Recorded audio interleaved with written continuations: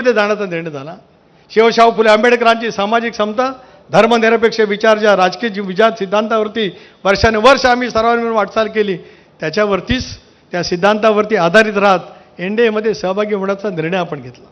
आठवा पण आपल्यापैकी सर्वांनी 5 जुलैला आपलं राष्ट्रीय अधिवेशन झालं एमईटीमध्ये, भुजबळ साहेबांच्या त्या महाविद्यालयामध्ये। त्यावेळेचं दादांचं भाषण आपण ऐका। 1 तास 1.5 तास दादांनी भाषण केलं। दादांच्या आयुष्यभरातल्या वेदना त्यांनी त्या ठिकाणी सांगितल्या। आणि दादांनी भाषण करत असताना परवा पार्थ आणि जय तुम्ही अतिशय उत्कृष्ट चित्रपट तयार केलीत। त्याच्या दादांचं वाक्य तुम्ही जे दाखवले आहेत की मी एकटा नाही, माझा श्वास असेपर्यंत तुम्हाला सर्वांना सोबत घेऊन मी वाटचाल करणार आहे, हे दादांचं वाक्य एमईटीच्या आपल्या राष्ट्रीय अधिवेशनामध्ये होतं, ज्यावेळेला दादांना आपण राष्ट्रीय अध्यक्ष म्हणून त्यावेळेला घोषित केलं।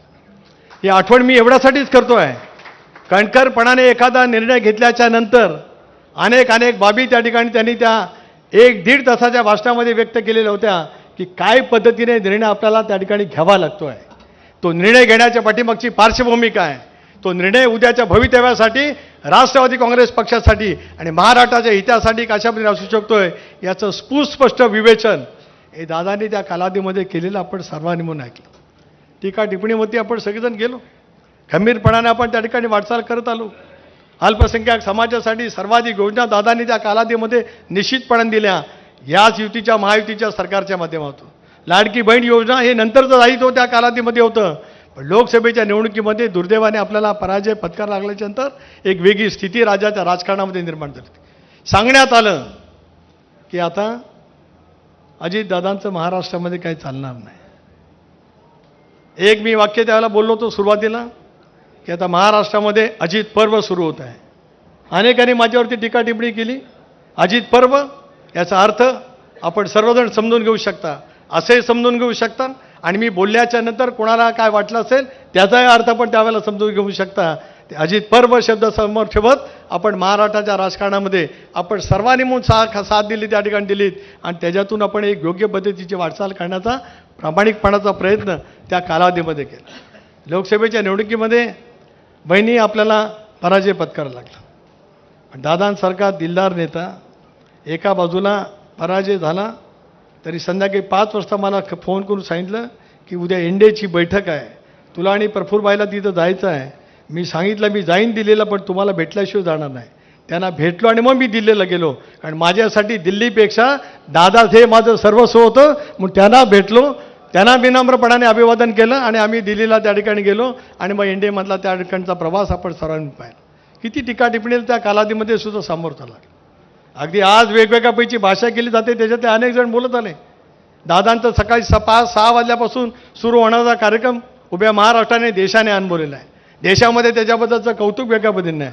काय बोललं गेलं, दूधवाला पण सकाळी उठतो, पेपरवाला पण सकाळी उठतो, बोललं गेलं त्या कालावधीमध्ये, हिणवलं गेलं।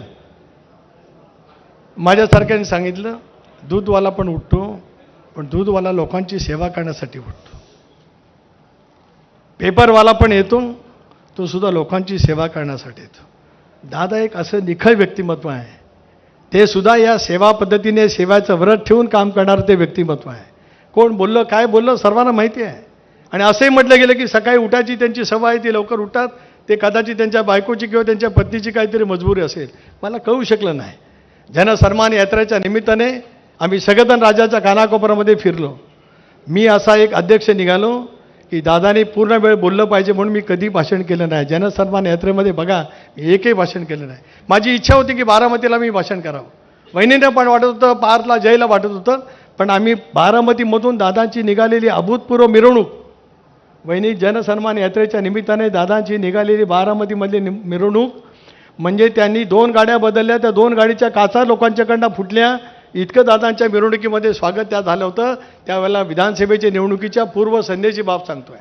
एक निखळपणाने काम करणारं नेतृत्व बारामतीकरांनी स्वीकारलंच, राज्यभरामध्ये त्यांना प्रतिसाद मिळालाच, आणि म्हणून 59 पैकी 41 जागांच्यावरती निर्वाचित होण्यामध्ये आपल्या सर्वांना यश मिळालं।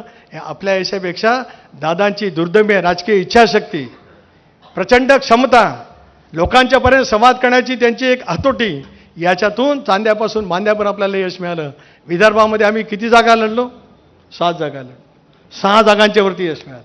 म्हणजे 90% जास्त यश विदर्भामध्ये मिळवलं. दादांचा नेतृत्वाचा करिश्मा, प्रफुल्लभाई आणि त्यांच्या सर्व सहकाऱ्यांची साथ पाठीमागे होतीच, पण विदर्भामध्ये सुद्धा त्या कालावधीमध्ये पाहायला मिळालं.